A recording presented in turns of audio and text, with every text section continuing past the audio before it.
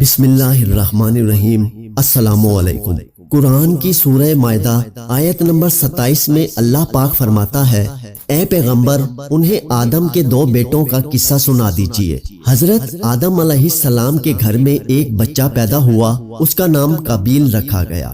ایک روایات میں ہے کہ حضرت آدم علیہ السلام نے جنت سے جو گندم کا دانہ کھایا تھا اسی سے ہی آپ کا نطفہ قرار پایا تھا۔ قابیل کی ولادت کے کچھ ماہ بعد ایک اور لڑکا پیدا ہوا جس کا نام حابیل رکھا گیا۔ حابیل میں قدرت کی طرف سے کچھ ایسی صلاحیت موجود تھی جو قابیل کے پاس نہ تھی۔ حابیل بہت ہی نیک اور خدا ترس بندہ تھا، وہ والدین کا فرما بردار تھا، لیکن قابیل ان چیزوں سے دور بھاگتا تھا۔ قابیل ہر وقت والدین کی نافرمانی کرتا تھا، وہ ہر وقت برائی سوچتا تھا۔ وہ دونوں اکٹھے کھیلتے اور کودتے تھے۔ اس طرح سے دونوں نے پرورش پانا شروع کر دی۔ جب یہ جوان ہو گئے، قابیل اور حابیل کے درمیان اختلاف 2 وجوہات سے پیدا ہوا۔ پہلی وجہ یہ تھی کہ قابیل کی بیوی حضرت حابیل کی بیوی کے مقابلے میں خوبصورت نہ تھی، اور دوسری وجہ یہ تھی کہ حضرت آدم علیہ السلام اپنے بیٹے حابیل کو اپنا جانشین اور خلیفہ بنانا چاہتے تھے، جبکہ قابیل کو اس بات سے سخت اختلاف تھا، کیونکہ وہ کہتا تھا کہ میں بڑا بیٹا ہوں، اس لیے اس منصب کا حقدار میں ہی ہوں۔ حضرت آدم علیہ السلام کے فرزندوں کے ازواج کے بارے میں اسلامی دانشوروں کے درمیان 2 نظریے پائے جاتے ہیں۔ نمبر 1 تو یہ ہے کہ اس زمانے میں چونکہ خدا کی طرف سے بھائی بہن کے درمیان ازواج کے حرام ہونے کا قانون نافذ نہیں ہوا تھا، اور انسانی نسل کی بقا کے لیے اس کے سوا اور کوئی راستہ نہیں تھا، اس لیے حضرت آدم علیہ السلام کے فرزندوں میں بھائی بہن کے درمیان ازواج عمل میں آیا۔ قرآن کریم کی سورہ مائدہ کی آیت نمبر 27 کی تفسیر میں علامہ ابن کثیر رحمۃ اللہ علیہ لکھتے ہیں، آدم علیہ السلام کے ہاں جو بھی بیٹا ہوتا تو اس کے ساتھ بیٹی ضرور پیدا ہوتی، تو اس بچی کے ساتھ پیدا ہونے والا بچہ دوسرے بچے کے ساتھ پیدا ہونے والی بچی سے شادی کرتا۔ قانون کے مطابق قابیل کی شادی حابیل کی بہن سے ہونا تھی جو کہ خوبصورت نہ تھی۔ جب قابیل اپنی سگی بہن جو اس کے ساتھ ایک ہی حمل سے پیدا ہوئی تھی اس سے شادی کرنا چاہتا تھا، جس سے اختلاف پیدا ہوا۔ دوسرا نظریہ یہ ہے کہ چونکہ محرم کے ساتھ ازدواج کرنا کبھی عمل ہے، اس لیے حضرت آدم علیہ السلام کے فرزندوں کا آپس میں ازدواج کرنا ممکن نہیں تھا، اور آدم علیہ السلام کے فرزندوں نے زمین پر موجود دوسری مخلوق کی بیٹیوں سے شادی کی۔ جب اس کے بعد ان کے فرزند آپس میں چچیرے بھائی بن گئے تو ان کے درمیان ازدواجی زندگی عمل میں آ گئی، اور اس طرح انسانی نسل پھیل گئی۔ یعنی قابیل کی شادی ایک جن کی بیٹی جبکہ حابیل کی شادی ایک جنت سے آئی حور سے ہوئی، جس پر قابیل اپنے والد سے شکوہ کرتا کہ میری شادی کیوں حور سے نہ کی گئی، لیکن حضرت آدم علیہ السلام نے اس بات پر زیادہ اہمیت نہ دی۔ اس دوران حضرت آدم علیہ السلام نے حابیل کی ذہنی صلاحیتوں کو دیکھتے ہوئے اسے اپنا جانشین مقرر کرنے کے لیے خدا سے دعا مانگی۔ قابیل نے اپنے باپ حضرت آدم علیہ السلام سے چیخ چیخ کر کہا کہ میں بڑا ہوں، آپ بڑا بیٹا ہوتے ہوئے چھوٹے بیٹے کو یہ کام کیوں سونپ رہے ہیں؟ آپ نے میرے لیے جننیہ عورت چنی اور حابیل کو حوریہ عورت دی۔ آپ مجھ پر بڑا ظلم کر رہے ہیں کہ آپ میرے بڑے ہونے کے باوجود بھی مجھے نظر انداز کر رہے ہیں۔ آپ علیہ السلام نے بڑے بیٹے کے ہوتے ہوئے چھوٹے بیٹے کو اپنا خلیفہ چن لیا۔ یہ سب کچھ حضرت آدم علیہ السلام نے اللہ کے حکم سے کیا۔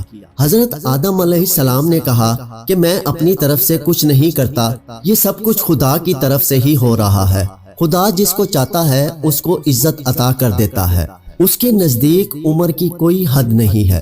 خدا نے حضرت آدم علیہ السلام کی طرف وحی کی کہ نبوت اور علم کا بندوبست کرو۔ جب اس کا علم بڑے بھائی کو ہوا تو اس نے اپنے باپ کے پاس آ کر کہا کہ میں اس چیز کا زیادہ حقدار ہوں۔ قابیل نے کہا کہ یہ سب جھوٹ ہے، مجھے پتا ہے کہ آپ علیہ السلام خود بھی میری نسبت چھوٹے بھائی کو ترجیح دیتے ہیں، آپ علیہ السلام میری نسبت میرے چھوٹے بھائی سے زیادہ پیار کرتے ہیں۔ پھر حضرت آدم علیہ السلام نے کہا کہ اگر تم کو مجھ پر یقین نہیں ہے تو تم دونوں بھائی خدا کی بارگاہ میں قربانی پیش کرو، جس کی قربانی قبول ہو گئی وہی افضل مانا جائے گا۔ قابیل نے قربانی کی بات مان لی۔ ایک دن دونوں بھائیوں نے قربانیاں ایک پہاڑ پر کابیل جو کہ کھیتی باڑی کرتا تھا تو اس نے گھاس کا گٹھا بنا کر پہاڑ پر رکھ دیا۔ حابیل کے پاس دمبوں کا ریوڑ تھا، اس نے ایک خوبصورت دمبا پہاڑ پر رکھ دیا۔ اس وقت قربانی قبول ہونے کا یہی عمل تھا کہ آگ کا ایک شعلہ آتا تھا، جس کی قربانی کے اوپر پڑتا تھا وہ جل کر راکھ ہو جاتی تھی، اس کی قربانی قبول ہو جاتی تھی۔ اور اللہ تعالیٰ نے جس کی قربانی کو قبول نہ کرنا ہوتا وہ جوں کی توں پڑی رہتی۔ اس طرح آسمان کی طرف سے ایک شعلہ آیا تو اس نے حابیل کی قربانی کو جلا کر راکھ کر دیا، جس کو اللہ پاک قرآن پاک میں یوں بیان فرماتا ہے، اور اے محمد ان کو آدم کے دو بیٹوں حابیل اور کابیل کے حالات جو بالکل سچے ہیں پڑھ کر سنا دو کہ جب ان دونوں نے خدا کی جناب میں قربانیاں چڑھائیں تو ایک کی قربانی تو قبول ہو گئی اور دوسرے کی قبول نہ ہوئی۔ تب کابیل حابیل سے کہنے لگا کہ میں تجھے قتل کر دوں گا۔ اس نے کہا کہ خدا پرہیزگاروں ہی کی قربانی قبول فرمایا کرتا ہے۔ تبری میں بیان ہوا ہے کہ یہ قربانی کا طریقہ بنی اسرائیل تک جاری رہا۔ یہ سارا عمل دیکھنے کے بعد حضرت آدم علیہ السلام کو پورا یقین ہو گیا کہ کابیل اس عمل کے بعد پورا مطمئن ہو گیا۔ اس کے بعد وہ حج کی طرف روانہ ہو گئے۔ حج سے جانے سے پہلے حضرت آدم علیہ السلام نے آسمان کی طرف نظر ماری اور فرمایا کہ میرے بیٹے کی حفاظت کرنا، تو اس نے انکار کر دیا۔ پھر پہاڑوں سے کہا، اس نے بھی انکار کر دیا۔ پھر کابیل سے کہا تو اس نے قرار کرتے ہوئے وعدہ کیا کہ میں اپنے بھائی کی حفاظت کروں گا۔ جب حضرت آدم علیہ السلام حج پر روانہ ہو گئے تو شیطان کابیل کی طرف آیا۔